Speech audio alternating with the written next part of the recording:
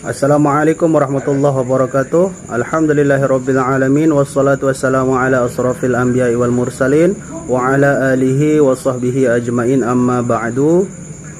Sahabat beriman yang dirahmati Allah Subhanahu wa taala, alhamdulillah kita bisa berjumpa kembali pada channel ini, dan pada kesempatan kali ini marilah kita menyimak kajian tausiah dari guru kita Al-Maghfurullah Kiai Haji Zainuddin MZ. Penasaran seperti apa isi daripada kajian beliau? Mari kita dengarkan bersama. Selamat mendengarkan. Saudara-saudara, sekarang ini banyak orang bisa memberi contoh, tapi sedikit orang bisa menjadi contoh. Ngasih contoh mah gampang, jadi contoh susah. Karena beliau manusia. Laqad ja'akum rasulun min anfusikum. Kalau kambing disuruh nyontoh ayam, yang nyuruh nyontoh kagak punya pikiran, ya kagak level. Kambing mah nyontohnya kambing, kebo nyontohnya orang, nyontohnya orang. Makanya Nabi kita orang, bukan malaikat, bukan jin, bukan dewa, manusia. Kalau manusia disuruh nyontoh manusia, itu perintah masuk akal, predispositionnya sama. Kalau disuruh nyontoh malaikat mah ribet kan. Malaikat bagaimana nyontohnya, dia mah tidur kagak, makan kagak, sama duit budeg, sama perempuan kagak open, lah susah nyontohnya. Ya, Superman tuh biar hebat nggak bisa dicontoh Superman, bagaimana terbangnya, lagian pakai celana dalam di luar ban, nggak bisa dicontoh Superman mah. Nabi kita manusia utuh, cuman sungguh pun manusia, kualitasnya beda. Ini namanya basyarun la kal basyari, manusia memang, tapi jangan samain, bobot bibitnya beda. Contoh, kita nih manusia, kita tidur. Nabi kita manusia, beliau tidur. Tidur Nabi, tidur mata doang, hatinya nggak pernah tidur. Tuh bedanya sama kita tuh. Tidur kita keblek, asal tidur habis-habisan. Lagi kita manusia, kita keringetan. Nabi kita manusia, keringetan. Keringet Nabi harum wangi, bau minyak kasturi, zaman belum ada parfum. Keringet kita udah rasain aja masing-masing dah, jangan pakai dikebet udah.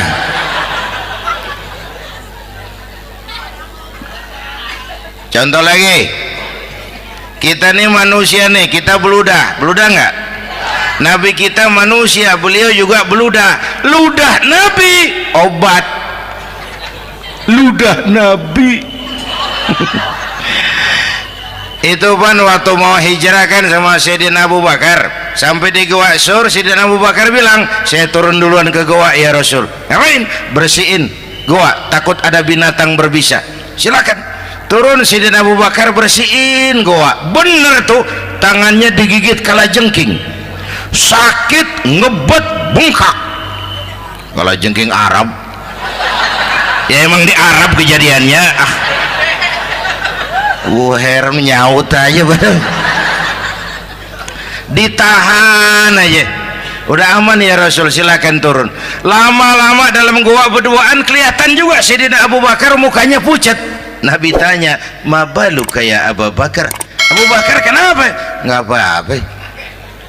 Berat meninggalkan Mekah? Enggak. Malas hijrah ke Madinah? Enggak. Takut diubur-ubur Quraisy? Orang kata enggak, itu mah enggak. Lah kenapa muka kamu pucat? Tangan digigit kalajengking. Ngapa nggak ngomong dari tadi? saya nggak mau nyusahin Tuhan ya Rasul, biar saya tahan asal jangan nyusahin Tuhan. Jangan begitu kau. Sini tanganmu, diambil sama baginda Nabi, bismillahirrahmanirrahim, diludahin, ringkes, sembuh saat itu juga. Ludah Nabi. Pengen tahu kita yang ludahin, bengkak campur koreng.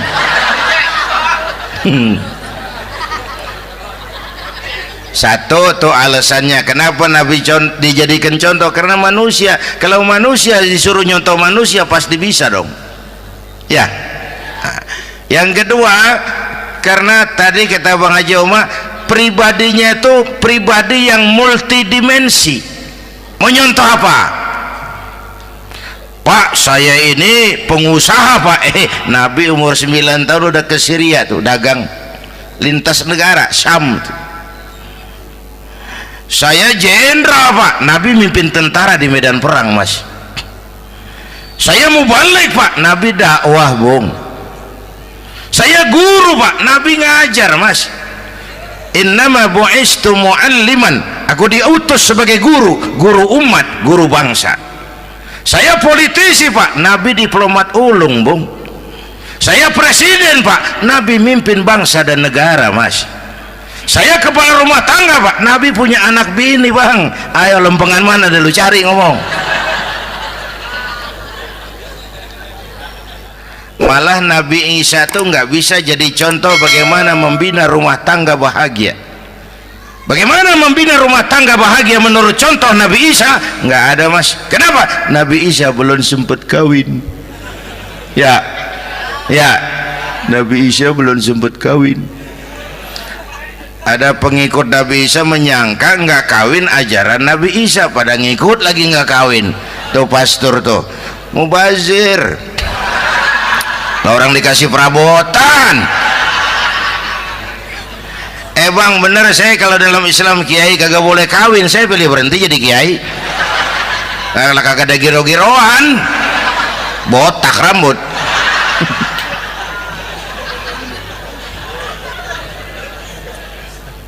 Makanya Bang Haji Omar cerita poligami saya girang banget tadi. Bukan yang ngomong ahlinya soalnya.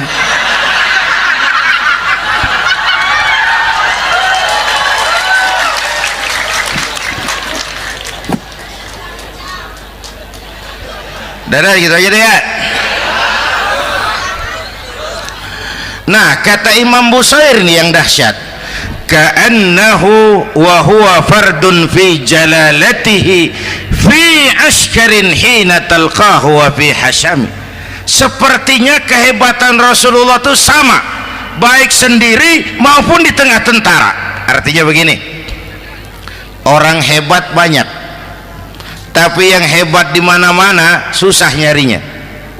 Baginda Rasul ini lagi duduk hebat, lagi jalan hebat, ada di pasar hebat, lagi di masjid hebat, di medan perang hebat, di depan anak-anak hebat, di mata musuhnya hebat, di depan sahabatnya hebat, di mata istrinya hebat, di mana-mana hebat. Lah susah cari orang begini Bang ya. Kita mah hebat juga setempat, di kantor hebat, sekantor orang diomelin di kantor, pulang ke rumah dikeplak sama bininya diem aja.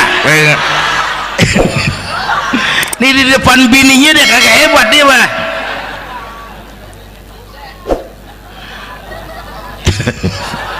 Oke, lalu kalau begitu soalnya apa yang mau kita contoh? Saya sampaikan 3 aja. Pertama, Nabi kita ini tokoh yang sejak kecil udah ditempa kesusahan. Bu, tadi kata Bang Haji, Islam mengangkat derajat kaum perempuan karena perempuan banyak melahirkan orang besar. Lihat Sayyidah Aminah, ibunda baginda Nabi, melahirkan anak pertama tanpa didampingi suami. Meninggal suaminya, sedih hatinya, remuk perasaannya, tapi tegar jiwanya. Dilahirkannya bayi bernama Muhammad, diasuhnya penuh kasih sayang, diantarnya menjadi orang besar dan memang dibesarkan oleh Allah. Itu contoh tuh Bu bilangin anak-anak tong bocah Nabi ngangon kambing tong, sekolah tong jadi orang gede. Baba lu tibang tamat SD lu sarjana lu, baba lu cuman jadi RT lu jadi camat lu. Biarin malu baba lu pala jadi kaki, kaki jadi pala, asal lu terus sekolah. Bu, anak sekolahin, gelang doang digedein lu. Nih kan kita Betawi nih pendidikan ngentengin banget kotaan. Udah dong jangan tinggi-tinggi sekolah udah. Ngapa mak? Bawa lu kagak sekolah hidup noh. Hidup dong pun jamu monyet juga hidup. Bu, anak sekolahin.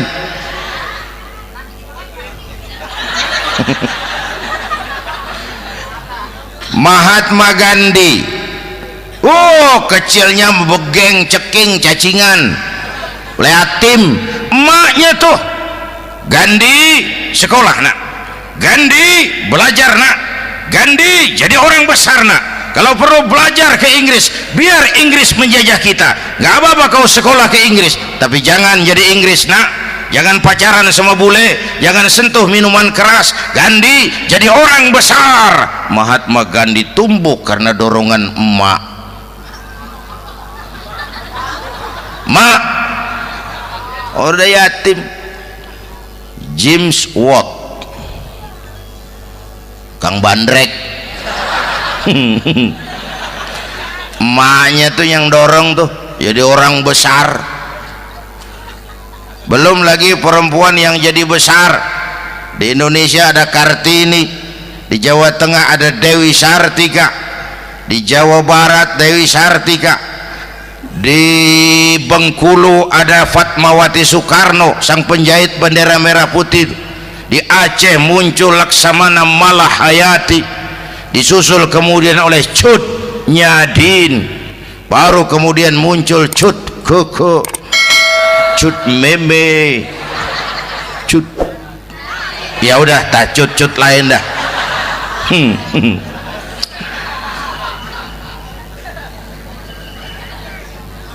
Nabi ke remajanya nggak dikolokin, tegar, tahan bantingan, nggak cengeng.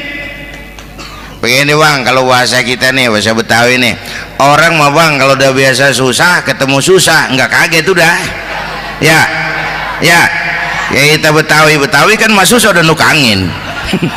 Susah mulu. Saya santri nih biasa makan kangkung, datang ke rumah temen dikasih kangkung, makanan gue ini mat, dikasih daging ayam lah nambah, emang apa? Orang mah kalau biasa susah enak nggak kagetan. Saya santri biasa tidur di masjid, disuruh nginep di hotel lah pules nggak? Tapi yang biasa tidur di hotel suruh nginep di masjid encok. Makanya kemarin tuh waktu menteri-menteri baru dilantik tuh saya ngarepin tuh mudah-mudahan nih menteri ini begitu dilantik bacaannya nawaitu sauma ghadin.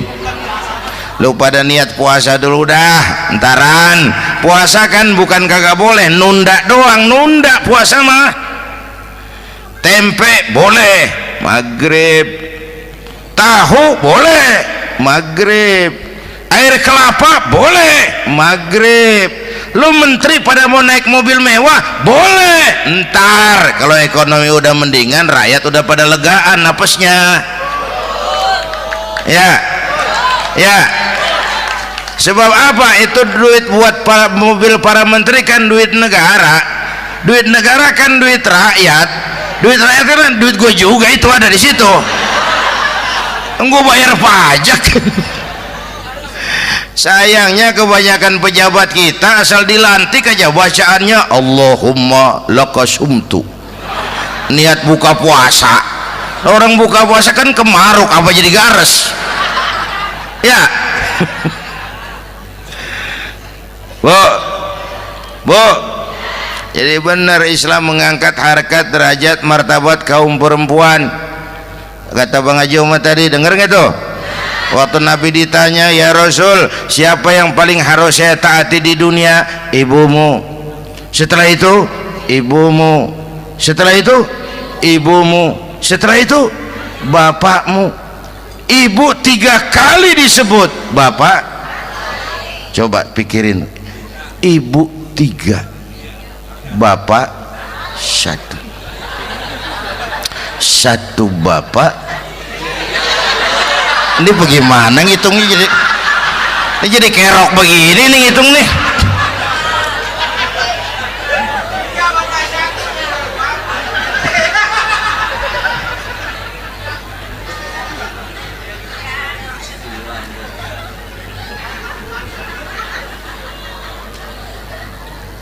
Jangan takut ngadepin susah, hidup nih keras, kerja keras, peres keringat, banting tulang, ya Bu.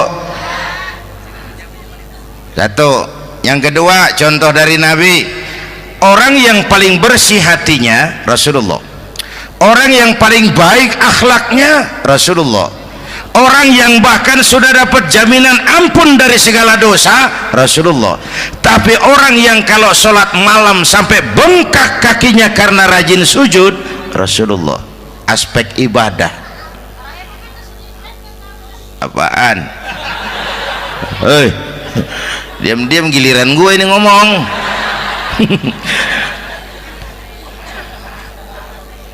Lo ngomong lagi udah gue pulang. Canda neng, udah gantian ya. Ya, apaan urusan? Orang yang dosanya udah dapat jaminan ampun, kalau salat malam bengkak kakinya karena rajin sujud. Saya tahu di sini juga banyak yang kakinya bengkak. Semurat. Oke.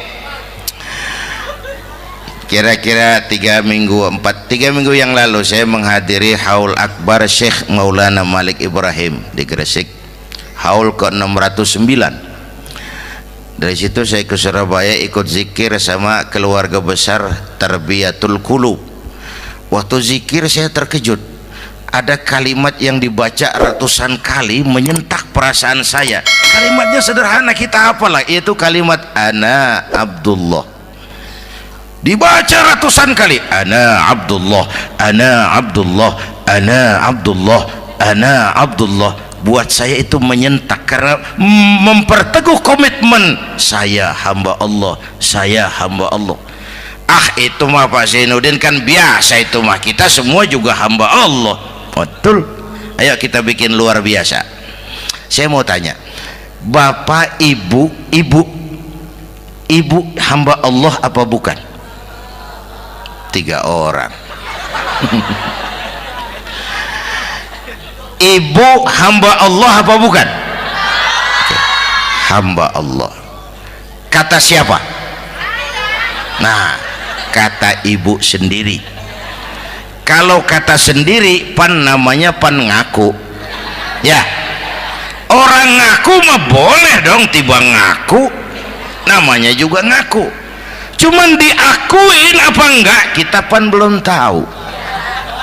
Ngaku mah murah, diakuin mahal. Ya, yang gampang dah. Ibu kenal sama Presiden SBY? Kenal. Presiden SBY kenal sama ibu? Lo ngaku, lo ngaku.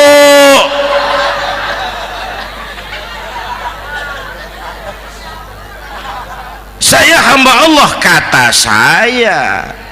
Berapa banyak orang mulutnya hamba Allah, perbuatannya menyatakan dia hamba dunia, hamba harta, hamba jabatan, hamba setan, budak nafsu. Nggak sesuai ucapan sama perbuatan. Yuk jadi hamba Allah yang beneran. Jangan separuh-separuh, kita mapan asal sakit mah hamba Allah. Ya Allah, ya Allah, lagi sakit, sehat ya dikit, keder, nyari masjid nggak ketemu.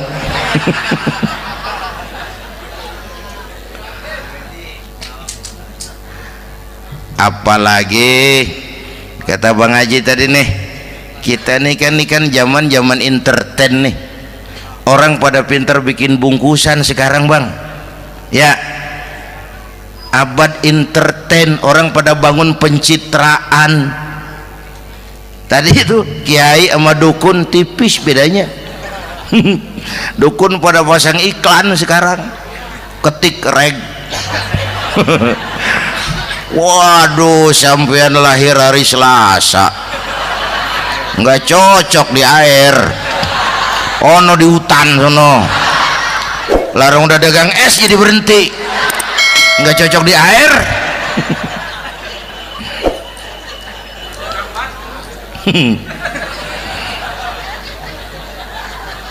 Bu, di zaman nih siapa pakai apa, siapa mau jadi apa kagak urus nih. Bapak Ibu hadirin yang saya hormati, dan masyarakat kita ini kayak daun kering. Tahu daun kering?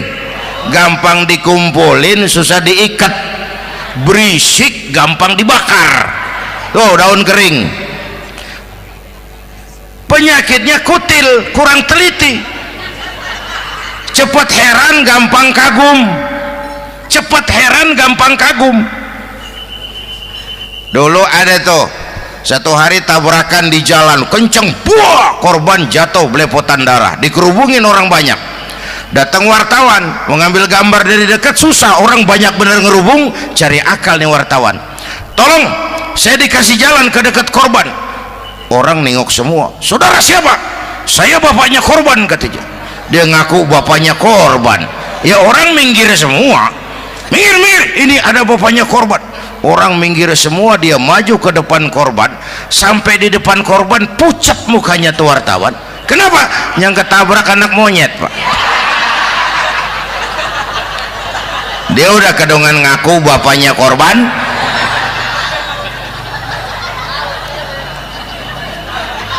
Bu, ini cerita pendek tapi pesannya lumayan nih. Kalau belum kenal bener mah jangan buru-buru ngakuin, ya. Dia kagak tahu yang ketabrak siapa, main ngakuin aja, saya bapaknya korban. Lu makan lu jadi bapak monyet sono lu. Makanya jagain kampung kita nih, jangan kemasukan yang aneh-aneh, ya. Nabi palsu, aliran aneh, ya ini bid'ah, itu bid'ah kuno yang kayak begitu. Capek kita ngurusin begitu, udah kelewatan, ya. Yang tahlil mah terusin, yang kagak suka nggak apa-apa, cuman jangan ngomelin yang tahlil. Orang tahlil juga pakai dalil. Yang mabok masih banyak, yang tahlil diomelin. Kita nih kayak kurang kerjaan, akhirnya rame turu-turu kita. Padahal yang harus kita kembangkan kan rukun antar umat seagama, rukun antar umat beragama, rukun antar umat beragama dengan pemerintah, kata Bang Haji Omar tadi. Rukun antar umat seagama, turu-turu kita muslim nih kudu rukun. Beda pendapat boleh, marahan jangan, ya. Tangan kanan sama tangan kiri juga beda, cuman rukun. Asal kiri gatal nih, kanan kagak diundang nih, dia datang aja nggak rukin. Nggak ada kiri gatal kanan ngomel, lu garuk aja sendiri, nggak. Dia mah akur, ya Bu.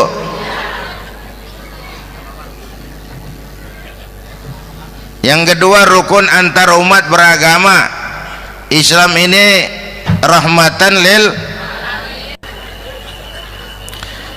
Yang ketiga, rukun antar umat beragama dengan pemerintah. Ini mah kita kan bermasyarakat sama juga sembahyang berjamaah, ada imam ada makmum, ya. Nih rakyat kalau jadi pemilih yang pintar ke depan, mau memilih wali kota kayak gubernur kayak presiden kayak. Sebab apa? Sholat berjamaah kan siapa makmum kagak penting, Bang. Makmum mah siapa aja boleh, ya. Tiba ngikutin dia mah, ngaji dia mah gimana kayak nggak ada bab pemilihan makmum. Nggak usah, makmum mah kagak usah dipilih, siapa aja boleh, ya. Bang, tuh orang budak, Bang, boleh jadi makmum. Bacanya kagak fasih, boleh jadi makmum. Ketinggalan satu rakaat, boleh jadi makmum. Tapi nggak tiap orang boleh jadi imam.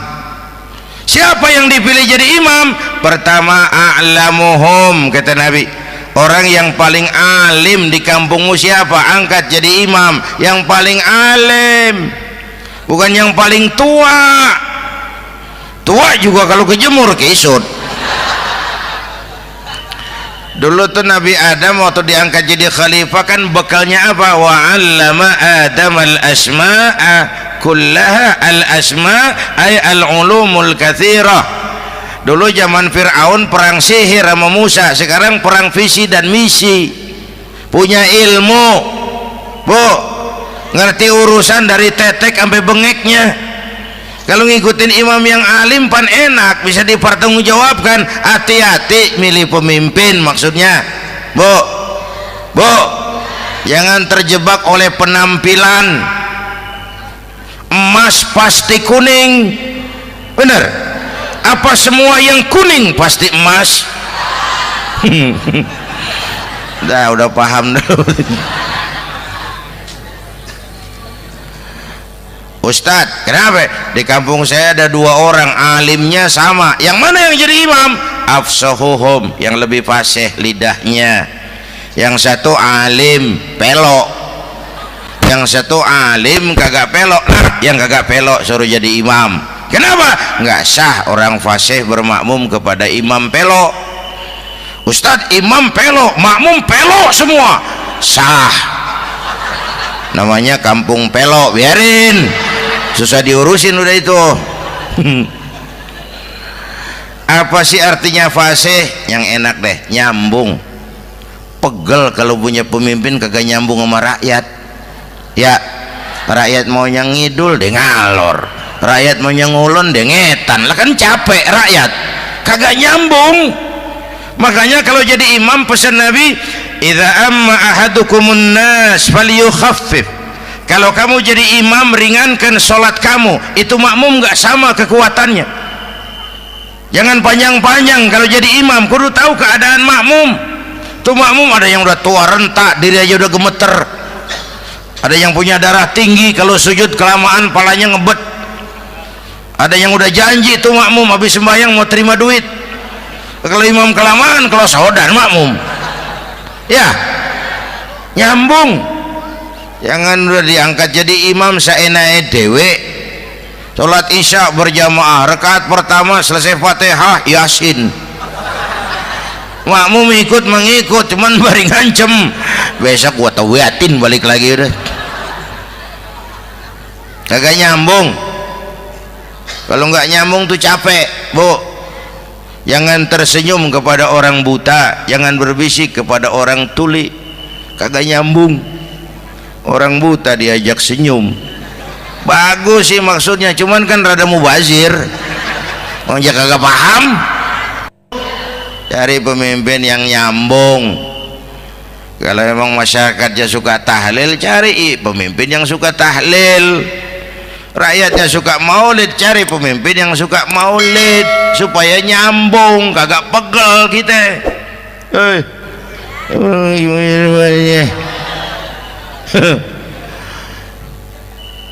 Bapak Ibu hadirin, saya balik urusan kita.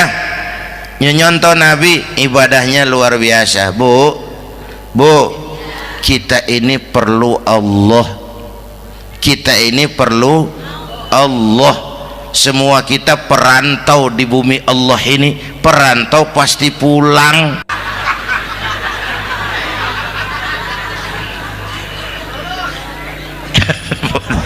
Bolot, bodoh kalau ada perantau, dia sadar dia perantau tapi nggak pernah mikirin pulang. Lebih bodoh lagi mikirin pulang tapi nggak nyiapin bekal.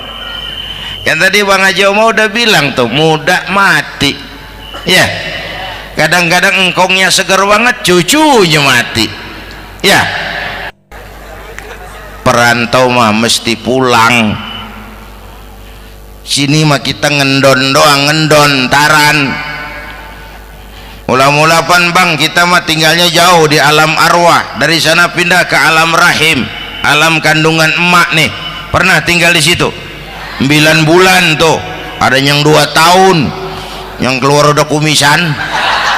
Kelamaan ngetemnya itu.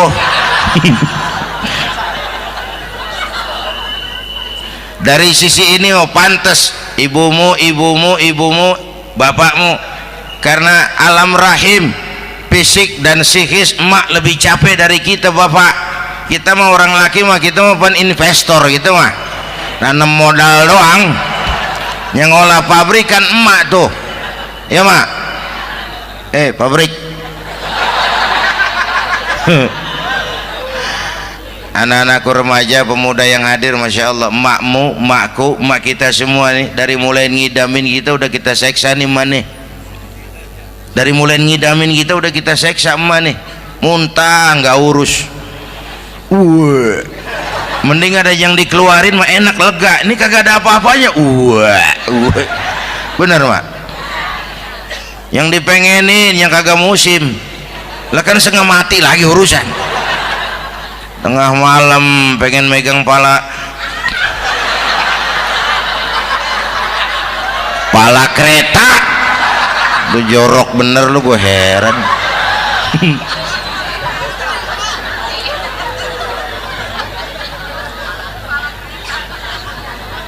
Subhanallah, sangat luar biasa kajian yang sudah disampaikan oleh guru kita Al-Maghfurullah Kiai Haji Zainuddin MZ. Sahabat beriman yang dirahmati Allah Subhanahu wa taala, tetaplah di channel ini karena kajian belum selesai dan masih banyak hal-hal menarik yang akan disampaikan oleh beliau. Selamat mendengarkan.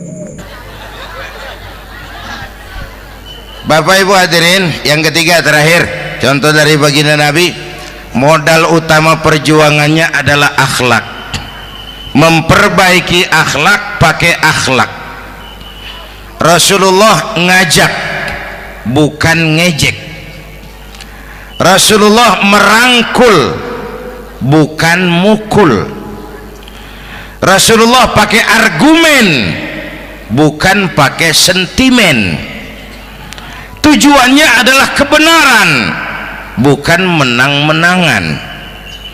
Prinsip dakwahnya basyiru wala tunafiru, yassiru wala tu'assiru.